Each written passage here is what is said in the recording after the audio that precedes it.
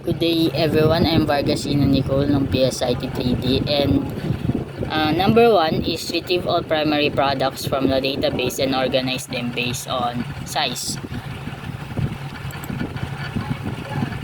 Sabi dyan based on size, so lagay natin is select all from product where order by, gamitan ng order by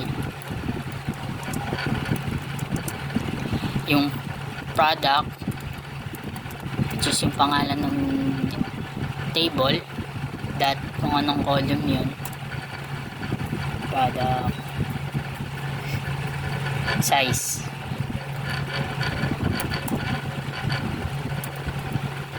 then descending.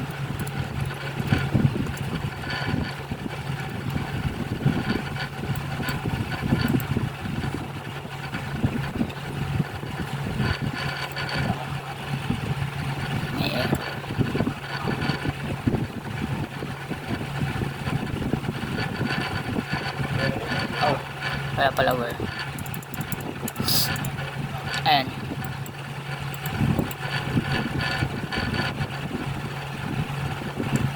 Ayan, naka-descending siya sa size and naka-order siya by size, which is ang nauna is yung medium, the next yung large, the rest is null.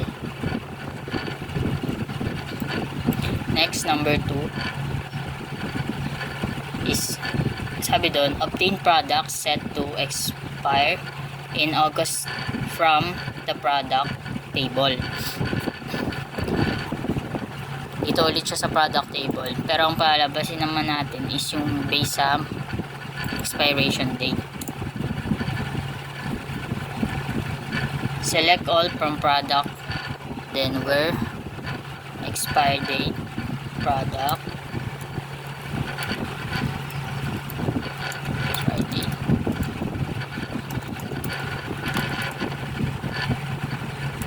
is equals to 2023 August 31.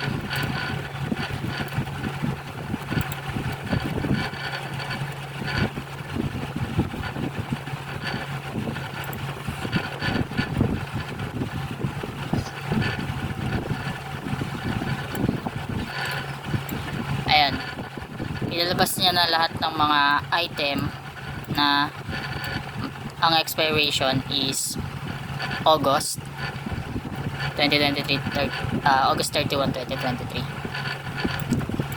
Next is number 3. Calculate the total sales from the product cart table, including product name, size, and quantity. Doon naman tayo sa sales.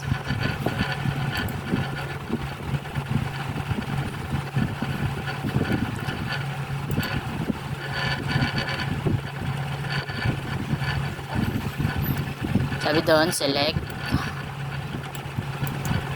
product name,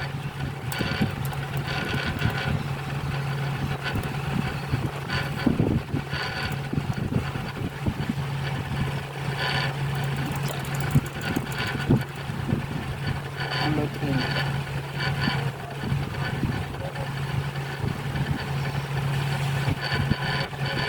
sa cart.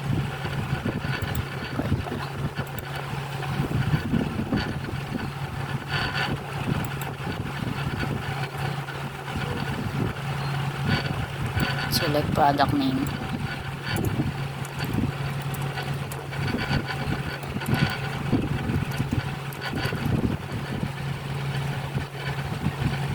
size,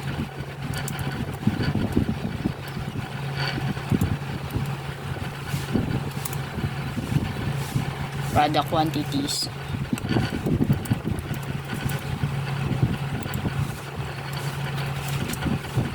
then open close parenthesis.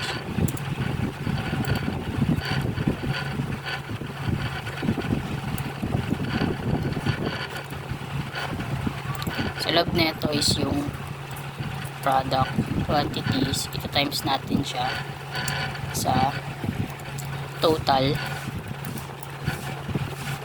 then yung result is ipalalabasin natin sa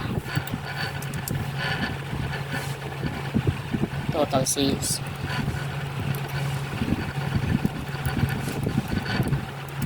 From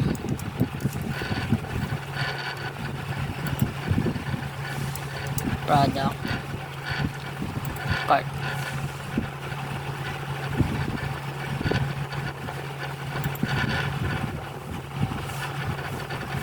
Ayan, andito yung product name, size, product quantities, and total. Next is yung number 4. Retrieve all records from the sales table and group them by date. Sa sales table naman, i-group natin by date yung mga records.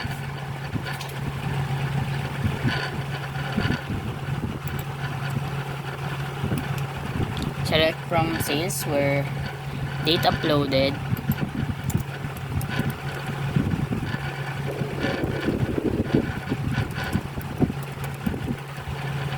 between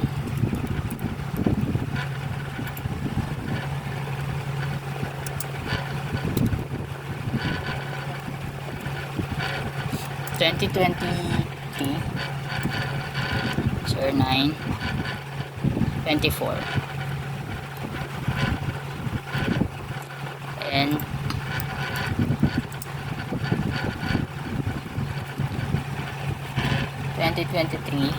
September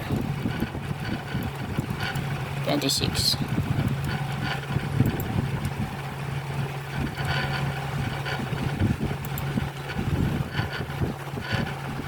Ayan.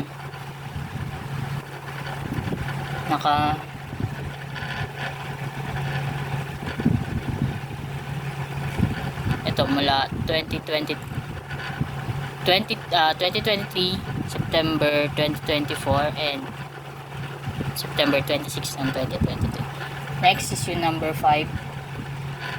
Determine the number of entries in the product cart table. Bibilangan naman yung ilang entries yung laman ng product cart.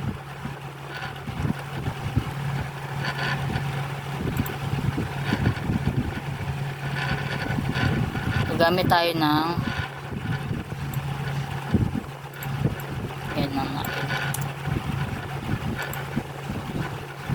count, then open, close parenthesis, pasok natin to yung all, then from product as number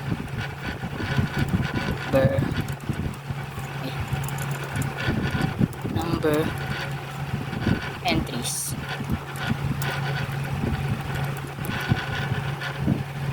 from product cart.